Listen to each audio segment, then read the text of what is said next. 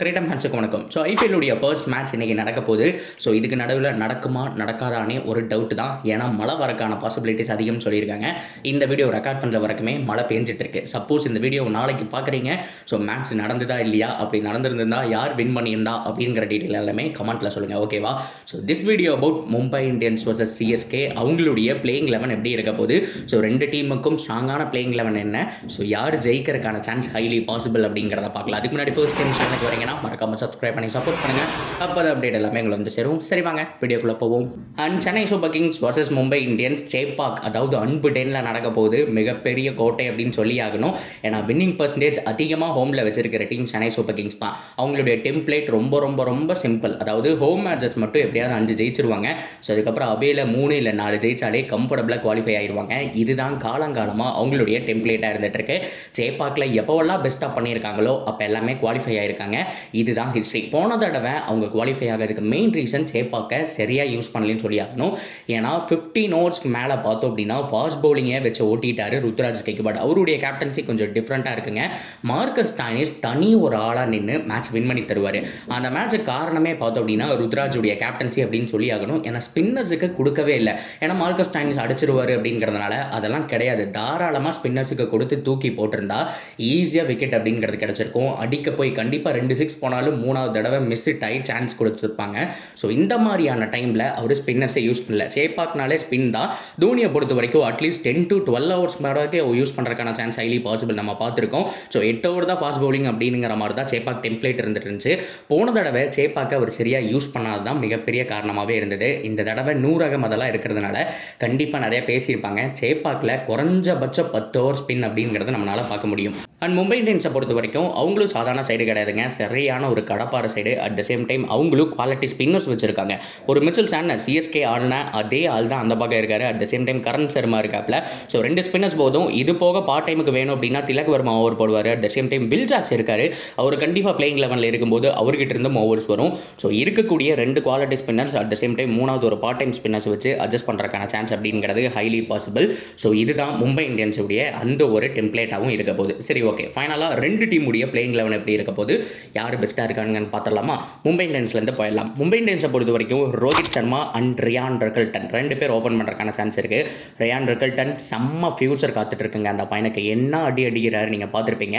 Already Mi base பண்ணியிருக்க ஒரு ஃப்ரான்ச்சைஸுக்கு கோப்பையும் வாங்கி கொடுத்துருக்காரு.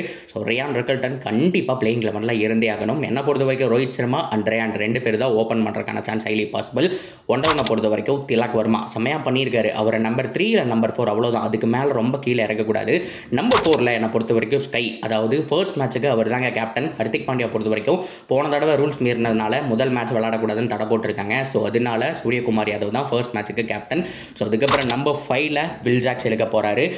நம்பர் 6 ரொம்ப ரொம்ப முக்கியமாக ராபின் மின்ஸ். இவர்கிட்ட மிகப்பெரிய ஒரு டேலண்ட் இருக்குங்க. நல்ல ஒரு பொட்டன்ஷியல் இருக்கு. பொறுத்திருந்து பாருங்க, செமையாக பண்ண போகிறாரு. கண்டிப்பாக பிளேயிங் 11 இருப்பார். And number 7 Mitchell Santner. Already சொன்ன மாதிரி ஸ்பின், அது மட்டும் இல்லாமல் செம்மையான ஒரு பேட்டிங் அப்படிங்கிற மாதிரி பார்க்கலாம். அட் த சேம் டைம் இனிஷியலாக ஒரு 3 விக்கெட் 4 விக்கெட் போயிடுச்சு அப்படின்னா ஒரு ஆங்கர் ரோல் ஆடுறதுக்கான சான்ஸ் அப்படிங்கிறது highly possible. So Mitchell Santner கிட்ட இருந்து எக்ஸ்பெக்ட் பண்ணலாம். ஸோ அதுக்கப்புறம் நம்பர் 8 ஸோ என் வீட்டு கண்ணு குட்டி அப்படிங்கிற மாதிரி. ஸோ ரொம்ப முக்கியமாக தீபக் சகர் அந்த சைடு போயிட்டாரு. ஸோ அவர் வந்துட்டு ஓரளவுக்கு டீசெண்டாக பேட்டிங் ஆடுவார். At the same time initial swing bowling ரொம்ப முக்கியம். ஸோ சேப்பாக்க பொறுத்த வரைக்கும் அவருக்கு நல்லா தெரியும். அவர் கையில் தாங்க நியூ பால் போக போகுது, அதில் மாற்றம் கிடையாது. And number 9 Karan Sharma. கரண் சர்மாவை பொறுத்த வரைக்கும் ஆல்ரெடி பார்த்துருப்போம். போன தடவை வந்துட்டு பேட்டிங்கில் ஓரளவுக்கு நல்லா காமிச்சாருங்க. ஸோ ரொம்ப முக்கியமாக அந்த கேகேஆர் மேட்ச்சில் வந்துட்டு மிச்சல் ஸ்டாக்கை பிரித்து வீசியிருப்பார் இல்லையா. ஸோ அது ரொம்ப முக்கியமாக இருந்துச்சு. அட் த சேம் டைம் ஸ்பின்னராக தான் கொண்டு போக போகிறாங்க அப்படிங்கிறதா நம்ம பார்க்கக்கூடிய விஷயம். ஸோ மேபி அவர் பேட்லேருந்து ஒரு 2 4 ஒரு 6 எல்லாம் வந்தால் ஒரு போனஸ் தான். மும்பை என்ன பண்ண போகிறாங்கன்னு பார்க்கலாம். ஸோ அது போக ஒரு ஃபாஸ்ட் பவுலர், இது யார் வேணாலும் இருக்கலாம். ஒரு நமந்தீரா இருக்கலாம். ஸோ அதுக்கப்புறம் அர்ஜுன் டெண்டுல்கர் அவங்களுக்கு ஒரு ஆப்ஷன் இருக்குது. ஸோ அவர் பிளேயிங் 11 ஆடுவாரான்னு கேட்டால் மேபி ஆடுறதுக்கான சான்ஸ் இருக்குது. இல்லைனா நமந்தீரை தூக்கி உள்ள போடுவாங்க அப்படிங்கிற மாதிரி நான் பார்க்குறேன். அண்ட் ஃபைனலாக ட்ரெண்ட் போல்ட். இதோட மும்பை இந்தியன்ஸோட பிளேயிங் 11 முடியுது. சும்மா ஒரு கன் சைடு தான். பும்ரா எல்லாமே இந்த லைனப் செம்மையாக இருக்காரு. பும்ரா வந்ததுக்கப்புறம் மேபி எப்போ மேட்ச் வருவார், எத்தனை மேட்ச் கழிச்சு வருவார், அவர் 100% ஃபிட்டாக, இதெல்லாம் இன்னும் கேள்விக்குறி தான். பட் வந்தால் மேபி மும்பை இந்தியன்ஸோட பிளேயிங் 11 இன்னும் ஸ்ட்ராங் ஆகும். பட் இருந்தாலும் அவர் இல்லாமே இந்த டீமே பந்தை அடிக்கிறதுக்கான சான்ஸ் இருக்குது. பொறுத்திருந்து பார்ப்போம் ஸ்கை எப்படி கொண்டு போக போகிறாரு முதல் மேட்ச் அப்படிங்கிறத. அப்படியே கட் பண்ணோம் அப்படின்னா சென்னை சூப்பர் கிங்ஸ் அங்கே எப்படியெல்லாம் இருக்கோ சேம் டிட்டோ அதே மாதிரியான ஒரு playing 11.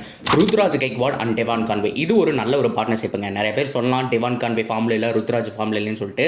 Devon Conway CSK Jersey போட்டால் அவருடைய ஆவரேஜ் பார்த்தீங்க அப்படின்னா 40க்கு மேலே வச்சிருக்காரு. பயங்கரமாக ரன்னு சும்மா குமிச்சு வச்சிருக்காரு. 2023 டிராஃபி அடிக்கிறதுக்கு காரணமே அவர் தான்.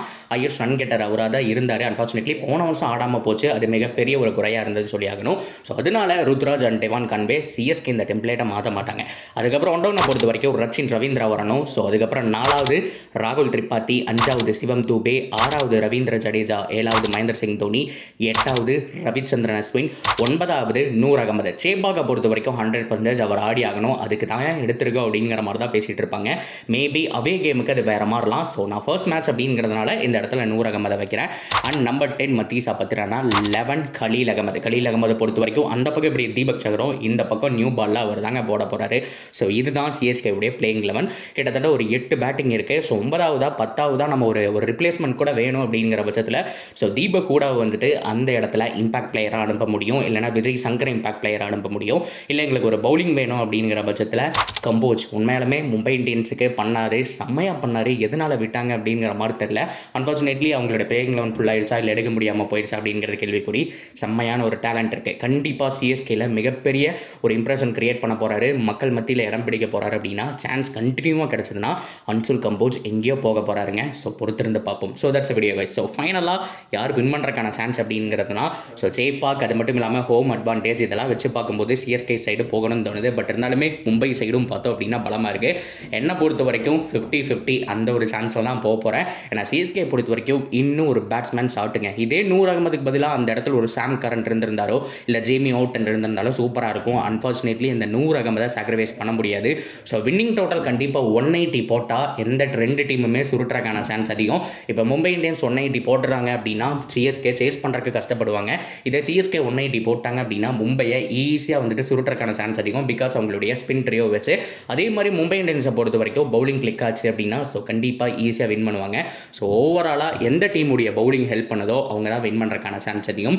ஸோ 50-50 அப்படிங்கிறதா நான் போகிறேன். உங்களுடைய ப்ரெடிக்ஷன் என்ன அப்படிங்கிறத தாராளமாக கமெண்ட்டில் சொல்லுங்கள். And that's video guys. இந்த மாதிரியான அப்டேட்டுக்கு நம்ம சேனலோட இணைஞ்சிருங்க. தொடர்ந்து நிறைய வீடியோ வரப்போகுது.